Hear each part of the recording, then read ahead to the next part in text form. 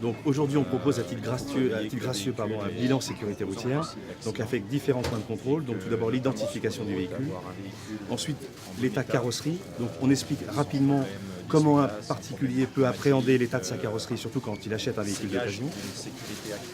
Sécurité des pneumatiques.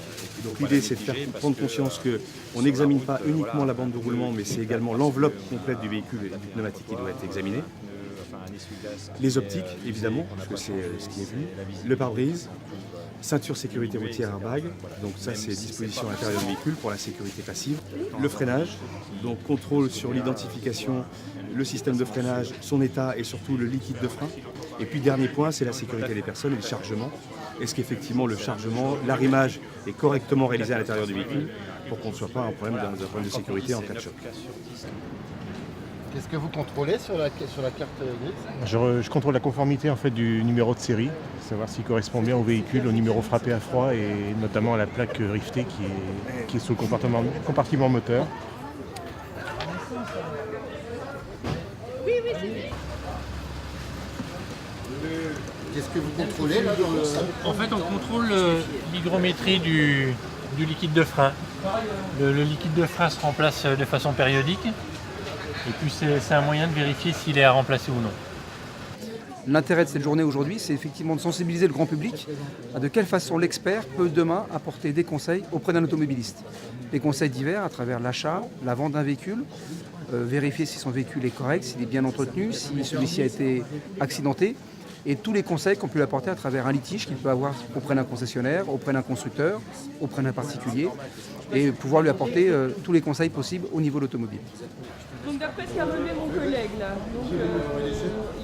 voilà, a priori vous n'aviez pas la vignette d'assurance, mais vous avez donné l'attestation. Là on teste à savoir si on a une couche de mastic sur les éléments métalliques. Donc ce qu'on regarde, on a un aimant, on a une porte en acier et on regarde s'il y a aimantation ou pas. S'il n'y a pas aimantation, ça veut dire qu'il y a une trace de mastic et une trace de réparation sur l'élément. Voilà, c'est ce qui permet de vérifier s'il y avait des réparations antérieures sur le véhicule. Donc là sur ce contrôle de pneumatique, la profondeur est importante. C'est un pneu qui est à l'état neuf, on a encore même d'ailleurs les picots. Anti-brouillard arrière.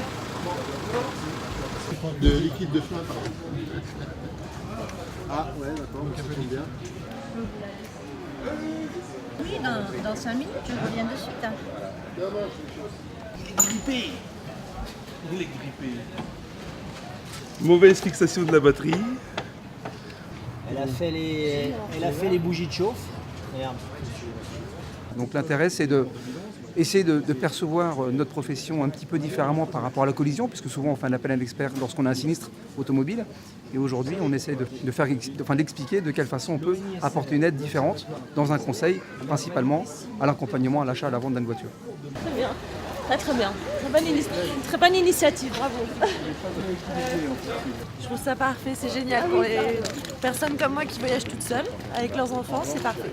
Voilà. Merci. Merci, bonne route, n'hésitez pas. Merci, Au bonne revoir journée, madame, au revoir. Moi ça m'a beaucoup plu.